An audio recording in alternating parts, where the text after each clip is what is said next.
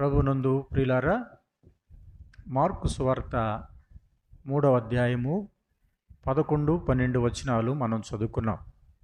యేసుక్రీస్తు ప్రభువారు గలిలయ సముద్రం దగ్గరికి ఆయన వచ్చాడు. గలిలయ సముద్రం దగ్గరికి వచ్చినప్పుడు ఆయన వచ్చాడన్న సంగతిని అనేక మంది తెలుసుకున్నారు. యోదయ నుండి, యెరూషలేము నుండి, ఇదూమయ నుండి, తూరు, సీదోను అనే పట్టణాల నుంచి అనేక మంది గుంపులుగా ఆయన దగ్గరికి వచ్చారు.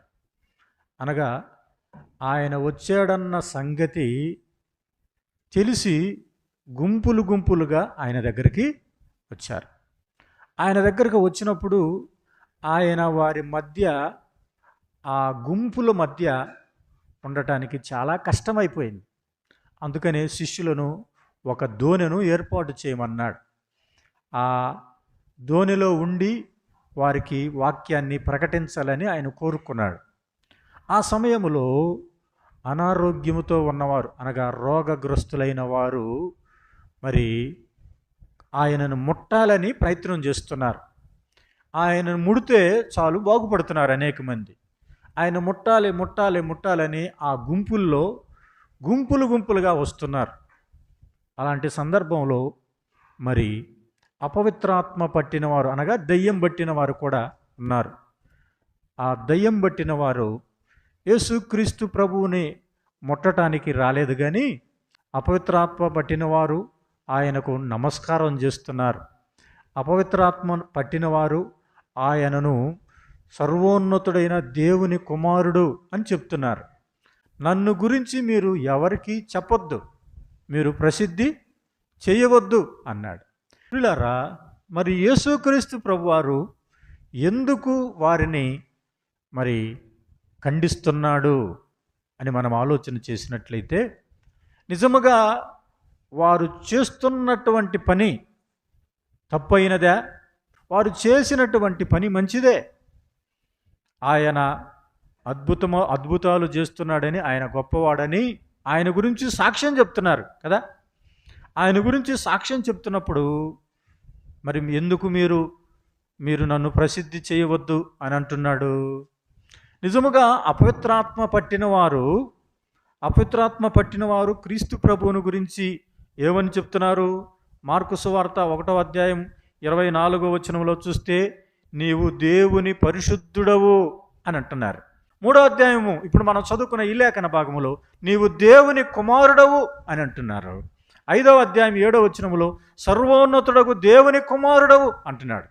మత్తయి సువార్తలో కూడా దేవుని కుమారుడా అని పిలుస్తున్నారు. అనేక రీతులుగా ఆయన్ని దేవుని కుమారుడని చెప్తున్నప్పుడు వారు చెప్తున్నటువంటి సువార్త, వారు చెప్తున్నటువంటి మాటలు ఖచ్చితమైనవే. ఖచ్చితమైన కూడా క్రీస్తు ప్రభు వారికి ఖండితముగా హీ ఆర్డర్డ్ అని రాయబడింది ఇంగ్లీష్లో. He ordered not to make him known.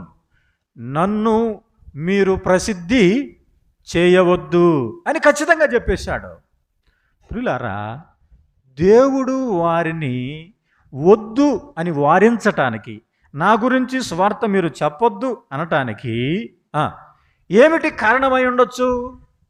Mark సువార్త 16వ అధ్యాయం 16వ వచనములో మనందరికీ తెలుసు, మీరు సర్వలోకమునకు వెళ్ళి ఏమన్నాడండి? సర్వ సృష్టికి సువార్తను ప్రకటించండి అన్నాడు కదా.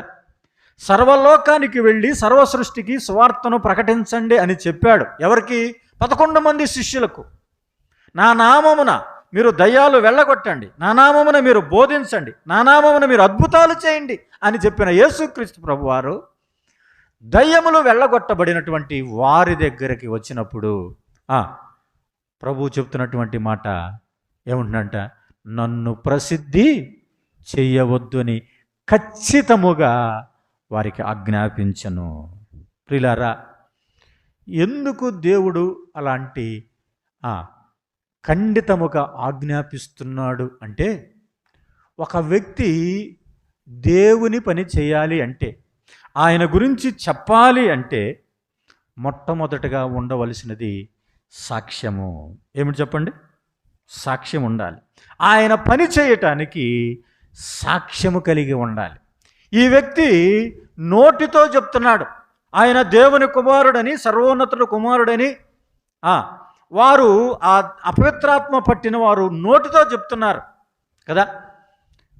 యాకోబు పత్రిక 2వ అధ్యాయములో దేవుడు ఒక్కడే నీవు నమ్ముచున్నావు, దయ్యములు కూడా నమ్ముచున్నాయి అన్నాడు. ఏమని? దయ్యములు కూడా నమ్మి వణుకుచున్నాయి అన్నాడు. దేన్ని బట్టి? దయ్యాలు అన్నీ తెలుసు, అపవిత్రాత్మలకు అన్నీ తెలుసు.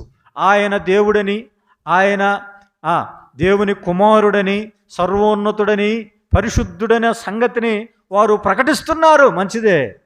కానీ ప్రియులారా, వారు ప్రకటిస్తున్నప్పుడు వారి జీవితాన్ని మనము చూడాలి. ఏ వ్యక్తి అయినా క్రీస్తు ప్రభువుని ప్రకటించాలి అంటే మొట్టమొదటగా ఆ వ్యక్తి సాక్ష్యము కలిగిన వాడై ఉండాలి.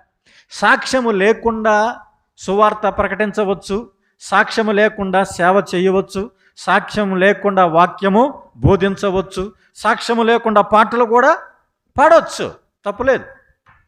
ఎందుకంటే ఆ సాక్ష్యము లేకుండా అనేకమైనవి మనము అనేక రీతులుగా సంఘాల్లో చేస్తూనే ఉన్నాం.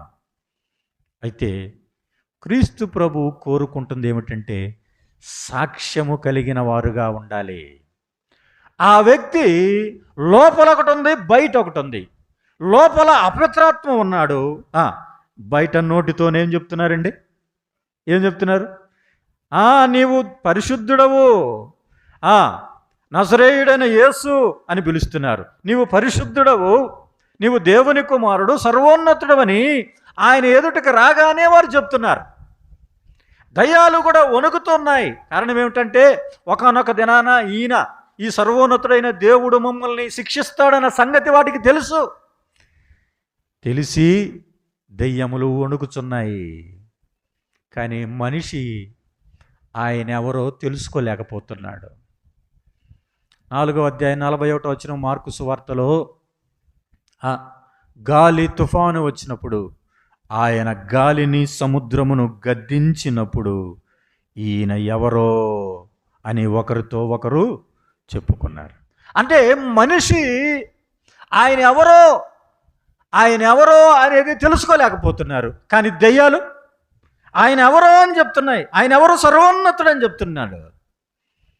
అవును ప్రియులారా, ఆయన భారవాహకమైన గాడిదనెక్కి ఆ గాడిద మీద కూర్చుండి అక్కడ ఉన్నటువంటి వారు యెరూషలేములో వస్త్రములను పరుస్తూ ఈతమట్టలు తీసుకొని వచ్చి ఆయనకు జయము చెబుతున్నప్పుడు, ఇదిగో అక్కడ ఉన్నటువంటి వారు కేకలు వేస్తున్నారు. జయము హోసన్న, జయము హోసన్న అని కేకలు వేస్తున్నప్పుడు యెరూషలేమంతా కలవరం పుట్టింది అన్నాడు.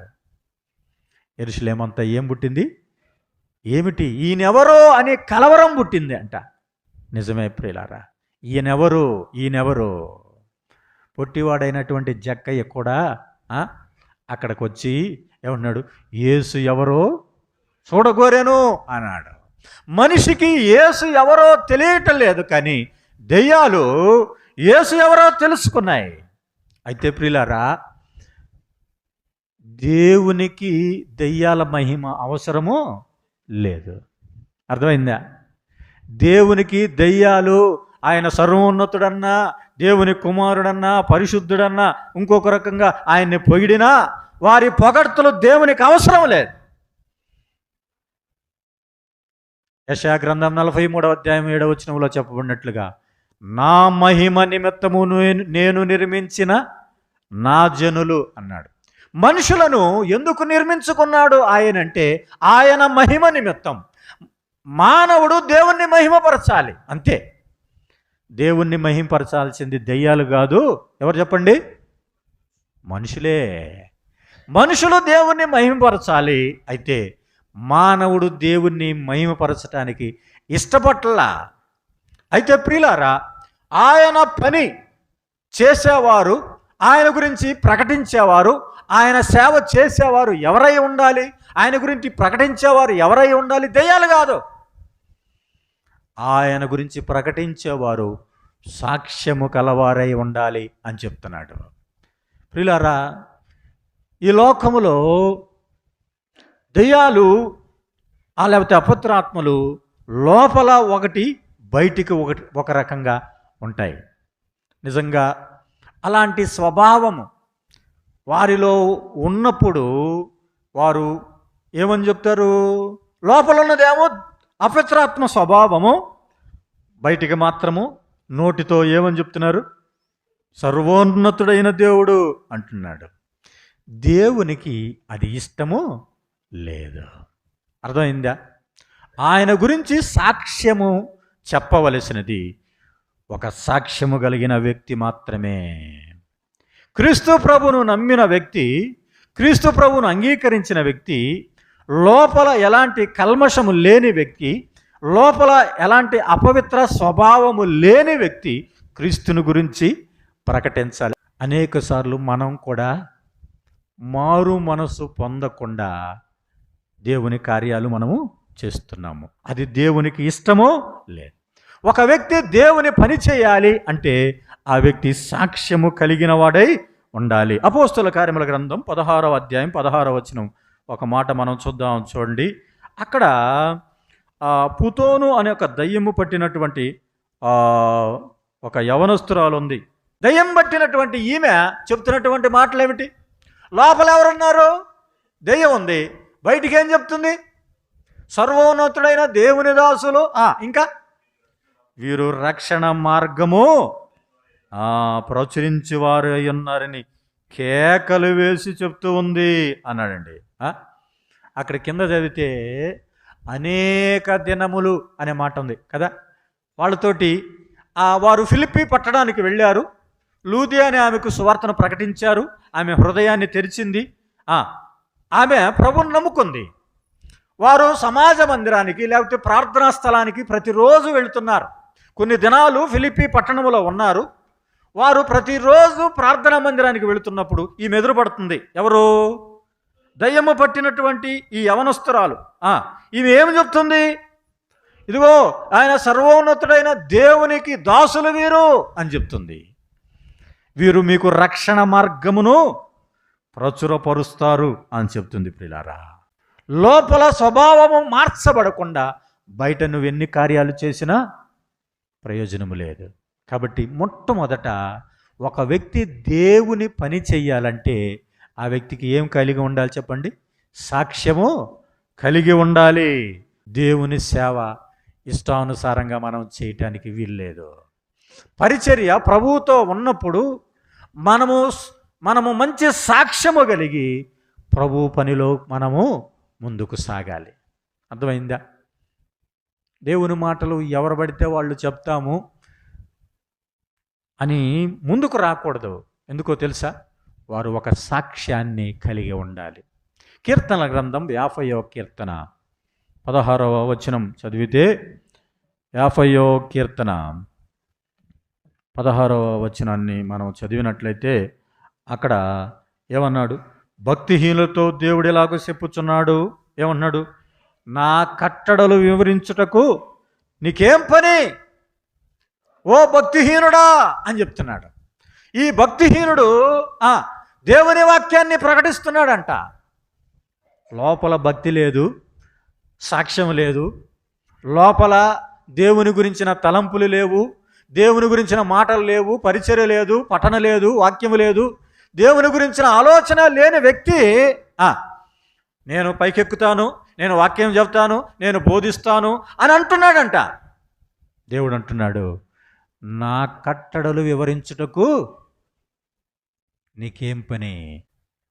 నువ్వు అబద్ధ సాక్ష్యం పలుకుతూ దేవుని గురించి ప్రకటిస్తూ ఉన్నా, నీవు సాక్ష్యము లేకుండా ప్రభువుని ప్రకటిస్తూ ఉన్నా ఏమన్నాడండి?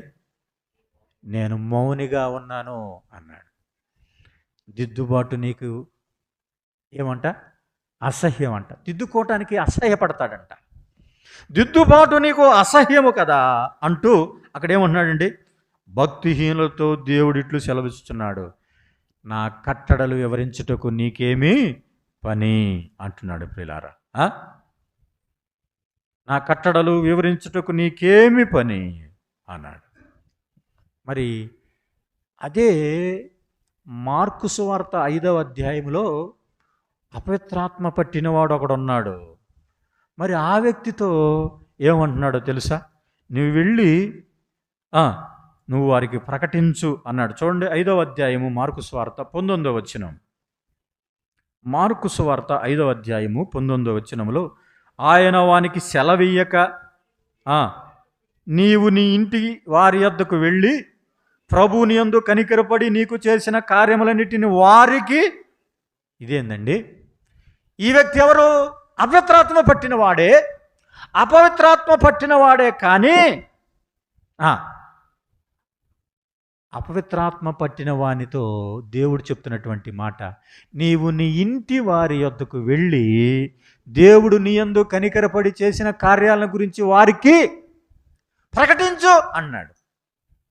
అక్కడేమో అపవిత్రాత్మ పట్టిన వారినేమో ఖండితముగా ఆజ్ఞాపించాడు. ఏమని? నన్ను ప్రసిద్ధి చేయవద్దు అని. మరి ఇక్కడ ఈ అపవిత్రాత్మ పట్టినవాడు గెరాసేనులో దేశములో ఉన్నాడు, తన్ను తాను గాయపరుచుకుంటున్నాడు. సమాజ మందిరములో అనగా సంఘములో ఉండవలసిన వాడు సమాధుల్లో ఉంటున్నాడు. దేవుణ్ణి స్తుతించవలసిన వాడు కేకలు వేస్తున్నాడు, గాయపరుచుకుంటున్నాడు. మత్తయి సువార్త 8వ అధ్యాయంలో చూస్తే బట్టలు లేక అని రాయబడింది. బట్టలు లేని స్థితిలో వాడున్నాడు అన్నాడు. దిగంబరుడుగా ఉన్నాడు, సంకెళ్ళు తుత్తునీలుగా చేస్తున్నాడు. ఇలాంటి వ్యక్తి మరి ఇప్పుడు ఏమన్నాడు?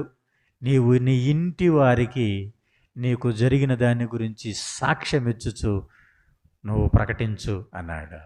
పిల్లారా, మరి ఈ వ్యక్తి కూడా అపవిత్రాత్మ పట్టినవాడే కదా, మరి ఎందుకు ప్రభు ప్రకటించమంటున్నాడు? ఆలోచించారా? ఎందుకు ప్రకటించమంటున్నాడంటే ఆ వ్యక్తి స్వస్థ చిత్తుడై ప్రభు పాదముల యొద్ద కూర్చున్నాడు. అతనిలో ఇప్పుడు దయ్యము లేదు. అర్థమైందా? ఒకప్పుడు ఏముంది? దయ్యం ఉన్నది. అపవిత్రాత్మ పట్టినవాడు ఉన్నాడు. అతనికి ఒకప్పుడు బట్టలు లేవు, ఇప్పుడు బట్టలు కట్టుకుని ఉన్నాడు. ఒకప్పుడు అటు ఇటు తిరుగుతున్నాడు, ఇప్పుడు ప్రభు పాదముల యొద్ద కూర్చున్నాడు. నెమ్మది కలిగి ఉన్నాడు, స్వస్థ చిత్తుడై ఉన్నాడు అనే మాట మనం చూస్తున్నాం. మొదటిగా ప్రభు పని చెయ్యాలి అంటే సాక్ష్యము కలిగి ఉండాలి. రెండోది స్వస్థత కలిగి ఉండాలి. ఆ మాట చెప్తున్నాడు చూడండి. 15వ వచనములు, జరిగినది చూడ వెళ్ళి యేసునొద్దకు వచ్చి. ఎవరు? ఆ పైన ఆ పట్టణాల్లో గ్రామాల్లో ఉన్న వారికి తెలిసింది ఈ సంగతి. తెలిసి జరిగినది చూడ వెళ్ళి యేసునొద్దకు వచ్చి శానాను దెయ్యం పట్టినవాడు బట్టలు ధరించుకొని ఎలా ఉన్నాడు? స్వస్థ చిత్తుడై కూర్చొని ఉండుట. అనగా స్వస్థత అనగా రక్షణ అన్నాడు. మొదటిదిగా ఒక వ్యక్తి దేవుని గురించి ప్రకటించాలి అంటే అతనికి సాక్ష్యము ఉండాలి, సాక్ష్యము కలిగిన వాడుగా ఉండాలి. రెండోది స్వస్థత కలిగినాడు. స్వస్థత అంటే ఏమిటి? 1 పేతురు పత్రిక 2వ అధ్యాయం 24వ వచనంలో ఆయన పొందిన గాయముల ద్వారా మనకు ఏమిటంటండి? స్వస్థత. గాయముల ద్వారా స్వస్థత అంటే అర్థం ఏమిటి? రక్షణను మనం పొందుకున్నాం. ఏ వ్యక్తి అయితే రక్షణ పొందుకుంటాడో ఆ వ్యక్తి క్రీస్తుని గురించి ప్రకటించాలి. రక్షణ లేనివారు, మారు మనసు అనుభవం లేనివారు, పాప క్షమాపణ అనుభవం లేనివారు ఆయన గురించి ప్రకటించడానికి వీల్లేదు అన్నాడు. ఆ వ్యక్తి స్వస్థ చిత్తుడై ఉన్నాడు, యేసు పాదముల యొద్ద కూర్చున్నాడు. ఇంకేమంటున్నాడు తెలుసా? అయ్యా నేను కూడా నీతో పాటు ఉంటా, తన్నుండనిమ్మని బతిమాలుచున్నాడు అన్నాడు. నీతో ఉంటానయ్యా, నీతో ఉంటానయ్యా, నీతో ఉంటానయ్యా అని బతిమాలుతుంటే ప్రభు ఒప్పుకోలేదు. నువ్వు వెళ్ళి నీకు జరిగిన దానిని నీ ఇంటి వారికి నువ్వేం చేయాలి? ప్రకటించాలి అన్నాడు. పిల్లారా, ఈ దినాల్లో క్రీస్తు ప్రభువుని ప్రకటించే వారిలో రక్షణ అనుభవం ఏమాత్రము లేని వారు కూడా ఏం చేస్తున్నారు తెలుసా? క్రీస్తు ప్రభువుని ప్రకటిస్తున్నారు. ఏ వ్యక్తి అయితే క్రీస్తు ప్రభువుని అంగీకరిస్తాడో, రక్షణ అనుభవం కలిగి ఉంటాడో ఆ వ్యక్తికి ఉన్న అధికారం ఏమిటంటే క్రీస్తు ప్రభువుని ప్రకటించే అధికారం ఉంది. లేని ఎడల ఆ వ్యక్తి క్రీస్తు ప్రభువుని ప్రకటించడానికి వీల్లేదు. అతడు మారు మనసు పొందాడు. ఇప్పుడు మారు మనసు పొందాడు కాబట్టే ప్రభు ఏమన్నాడు, నువ్వు వెళ్ళి ప్రకటించు అన్నాడు. ఆ శిష్యులు మారు మనసు పొందారు, ప్రభువును వెంబడిస్తున్నారు కాబట్టే ఏమన్నాడు, మీరు వెళ్ళి సర్వలోకానికి సువార్తను ప్రకటించండి అంటున్నాడు. కాబట్టి మొదటిది సాక్ష్యమైతే రెండవది ఏమిటండి, స్వస్థత. ఒక వ్యక్తి స్వస్థత కలిగిన వాడుగా, అనగా తన జీవితంలో ఎలాంటి పాపరోగము ఉండకూడదు, తన జీవితంలో ఎలాంటి రోగము, దేవునికి అసహ్యమైనది ఉండకుండా ఉన్న వ్యక్తి మాత్రమే దేవుణ్ణి ప్రకటించాలి. ఇక మూడవదిగా సామర్థ్యం కలిగిన వాడు దేవుణ్ణి ప్రకటించాలి. దేవుని పని చేయాలి అంటే ఏం కావాలండి, సామర్థ్యం కావాలి. ద్వితీయోపదేశకాండం 8వ అధ్యాయములో నీకు సామర్థ్యము కలుగుజేయువాడైన యెహోవాను నేనే అన్నాడండి. సామర్థ్యం ఇచ్చేవాడు ఎవరు, యేసు ప్రభు వారే. ఏమి సామర్థ్యము, ప్రకటించే సామర్థ్యం, బోధించే సామర్థ్యం. సామర్థ్యము లేకుండా ప్రభు పని చేయటానికి వీల్లేదు. అర్థమైందా? 2వ తిమోతి పత్రిక 2వ అధ్యాయం 2వ వచనములో, నా కుమారుడైన తిమోతి నా వలన వినిన అనేక సంగతులను నమ్మకమైన సాక్షులకు నీవు, సామర్థ్యము గల నమ్మకమైన సాక్షులకు నీవు అప్పగించుము అన్నాడు. ఏమిటంటండి, బోధించుటకు నమ్మకమైన సామర్థ్యము గల సాక్షులకు అప్పగించాలన్నాడు. ఏం కావాలంటండి, బోధించడానికి సామర్థ్యము కావాలి అన్నాడు. దేవుని పని చేయటానికి సామర్థ్యము లేకుండా కొంతమంది ప్రభు పని చేస్తున్నారు. నేను చేయగలనా లేదా, నేను ప్రకటించగలనా లేదా, ఆ సామర్థ్యం మనం తెలుసుకోవాలి. సామర్థ్యము లేకుండా కొన్నిసార్లు ఏం చేస్తాం, ప్రభు పని చేయాలని మనం ముందుకి వస్తూ ఉంటాం. దేవుడు మత్తయి సువార్త 25వ అధ్యాయములో ఒకనికి 5 తలాంతులు ఇచ్చాడు, ఒకనికి 3 తలాంతులు ఇచ్చాడు, ఒకనికి 1 తలాంతు ఇచ్చి అక్కడ ఏమని రాయబడిందంటే, వాని సామర్థ్యము చొప్పున వారికి ఆయన వాటిని పంచి పెట్టెను, పంచి ఇచ్చాడన్నాడు. అంటే ఒకనికి ఎక్కువ ఇచ్చాడు. ఎందుకు?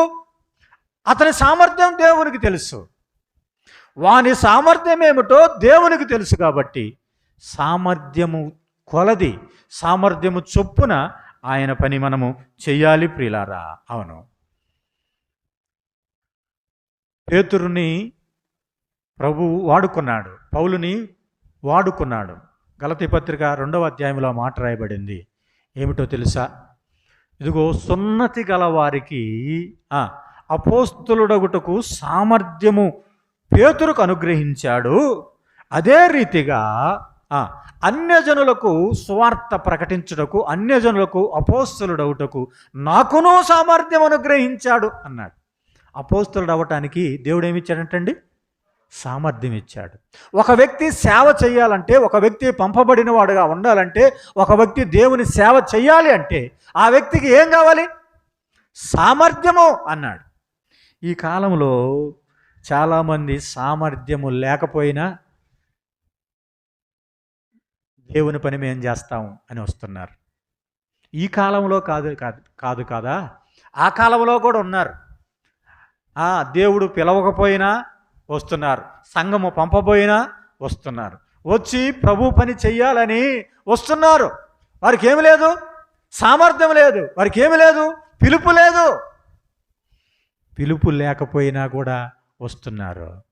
ఇర్మియా ప్రవక్త కాలంలో కూడా వచ్చారు. చూడండి, ఇర్మియా గ్రంథం 23వ అధ్యాయం 21వ వచనం చూద్దాం. చూడండి ఏమన్నాడు, నేను ఈ ప్రవక్తలను పంపకుండినను వారు పరిగెత్తి వచ్చేదరు. చూసారా, ప్రవక్తల్ని దేవుడు పంపలేదంట, వీళ్ళు ఎట్లా వస్తున్నారంట? పరిగెత్తుకుంటా వస్తున్నారంట. పంపకపోయినా, దేవుని పిలుపు లేకపోయినా, పంపకపోయినా పరిగెత్తుకొని వచ్చేదరు.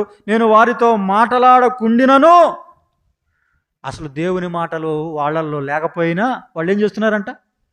వాళ్ళు ప్రకటించెదరు అనే మాట మనం చూస్తున్నాం ప్రియులారా.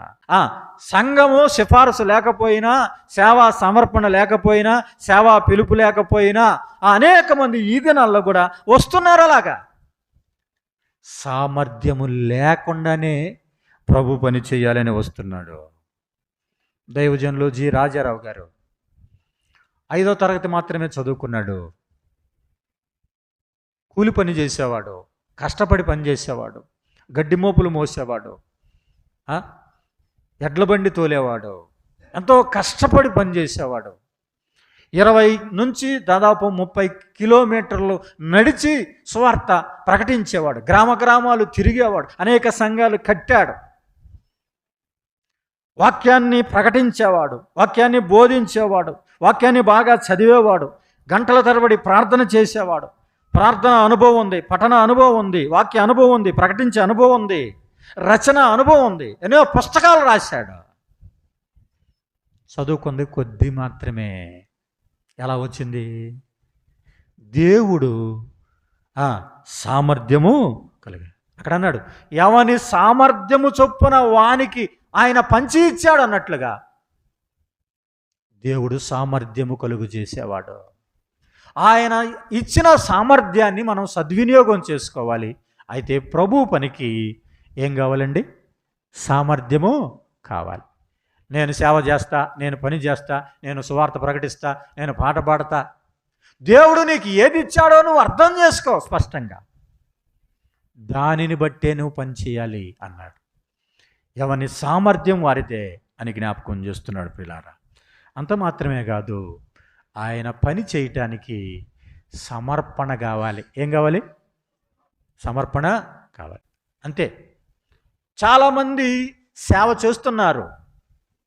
లోకములో డాక్టర్ వృత్తి చేసేవాళ్ళు సేవే కదా, వాళ్ళు చేసేది ఏమిటి? సేవే. కానీ సేవ ఎలా చేస్తున్నారు? ఉచితంగా చేస్తున్నారా? డబ్బులు తీసుకుంటారు కదా. ఆపరేషన్ అంటే డబ్బులు, లోపలికి రావాలంటే డబ్బులు, అన్నిటికీ నిన్ను ఒక అనారోగ్య పరిస్థితి నుండి ఆరోగ్య పరిస్థితికి తీసుకొని వస్తున్నారు, సేవ చేస్తున్నారు, మంచిదే. కానీ వారు చేస్తున్నటువంటి పని ఏమిటి? వారు డబ్బు కొరకు సేవ చేస్తున్నారు, డబ్బుతో సేవ చేస్తున్నారు. అంత మాత్రమే. ఒక లాయర్ ఉన్నాడు, నీ కొరకు వాదించాడు, వాదిస్తే నువ్వు ఆ కేసు నుంచి బయటపడ్డావు. బయటపడిన తర్వాత థ్యాంక్స్ బ్రదర్ వస్తానని చెప్తే ఊరుకుంటాడా? ఫీజు ఇవ్వాల్సిందే. కారణం, మనము లోకములో సేవ చేసేవారు అనేక మంది ఉన్నారు, వారు డబ్బును బట్టి సేవ చేస్తున్నారు. అయితే ప్రభు పని చేసేవారు ఎలా ఉండాలి? డబ్బుతో సేవ ఏనాడు చేయకూడదు. డబ్బు ఆలోచన కలిగి సేవకొస్తే డబ్బు వస్తుంది, సేవకొస్తే అనేక మంది కానుకలు ఇస్తారు, అనేకమైన గిఫ్ట్లు వస్తాయి, సేవ ద్వారా నేను బ్రతకవచ్చు, నా కుటుంబాన్ని పోషించుకొనవచ్చు అని ఆలోచించి సేవకు ఏనాడు నువ్వు రాకూడదు. అర్థమైందా ప్రియులారా? సేవలో సమర్పణ అనే మాట మనం చూస్తున్నాం ప్రియులారా. హడ్సన్ టేలర్ అనేటువంటి ఆయన చైనా దేశంలో మిషనరీగా వచ్చాడు. ఒక్క పైసా తీసుకోకుండా ఆయన సంపూర్ణమైన దేవుని సేవ చేశాడు పిల్లరా. సంపూర్ణమైన దేవుని సేవ చేశాడు. అలాగే డేవిడ్ లివింగ్స్టన్ ఆఫ్రికా ఖండములో, ఆఫ్రికా దేశములో ఆయన ఎంతో గొప్ప సేవ చేశాడు. విలియం కేరీ భారతదేశానికి వచ్చాడు. అనేక భాషల్లో నుంచి ఆయన తర్జుమా చేశాడు. ఒక బైబిల్ కాలేజీని స్థాపించాడు. అంత మాత్రమే కాదు, ఆయన భారతదేశం కొరకు ఎంతో ప్రయాసపడ్డాడు. ఆ దినాల్లో మరి భార్యను చనిపోతే లేకపోతే భర్త చచ్చిపోతే భర్తతో పాటు భార్యను కూడా అక్కడ ఆ శవపేటిక దగ్గర, లేకపోతే ఆ దహించే ఆ దహనం ఉందో ఆమెను కూడా వేస్తారు. దాన్ని సజీవ సహగమనం అంటారు, సతీ సహగమనం అని అంటారు. ఆ సతీ సహగమనము రూపుమాపటములో విలియం కేరీ ఎంతో ప్రయాసపడ్డాడు. ఆ దినాల్లో లోకములో భారతదేశానికి వచ్చి చేస్తున్న పని చెప్పులు కుట్టుకునే పనే. చెప్పులు కుట్టుకుంటూ గొప్ప సేవ చేశాడు. ఒరిస్సా రాష్ట్రంలో గ్రాహం స్టెయిన్స్ కుష్టు రోగుల మధ్య స్వచ్ఛందంగా వారి కొరకు సేవ చేస్తున్నప్పుడు 1999 సంవత్సరంలో అతడు హత్య చేయబడ్డాడు. వీరందరూ చేస్తున్నటువంటి సేవ సమర్పణతో కూడిన సేవ, స్వచ్ఛంద సేవ. సేవకు వస్తున్నప్పుడు మనము ఏది ఆశించి రాకూడదు, సమర్పణ కలిగి మనము సేవ చేయాలి. ఏది ఆశించక మనము సేవ చేయాలి. అపోస్తలుడైన పౌలు అంటున్నాడు, నా మట్టుకైతే ఏమనండి, బ్రతుకుట క్రీస్తే.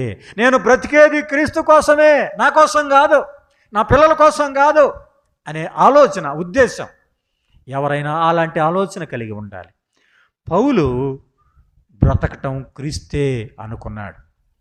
2 కొరింథీ పత్రిక 11వ అధ్యాయంలో మనం చూస్తే ఎన్నోసార్లు దెబ్బలు తిన్నాడు, చెరసాల్లో వేయబడ్డాడు, జాగరణాలు ఉన్నాడు, ఉపవాసాలు ఉన్నాడు, దొంగల చేత కొట్టబడ్డాడు, అనేకమైన శ్రమలు అనుభవించాడు.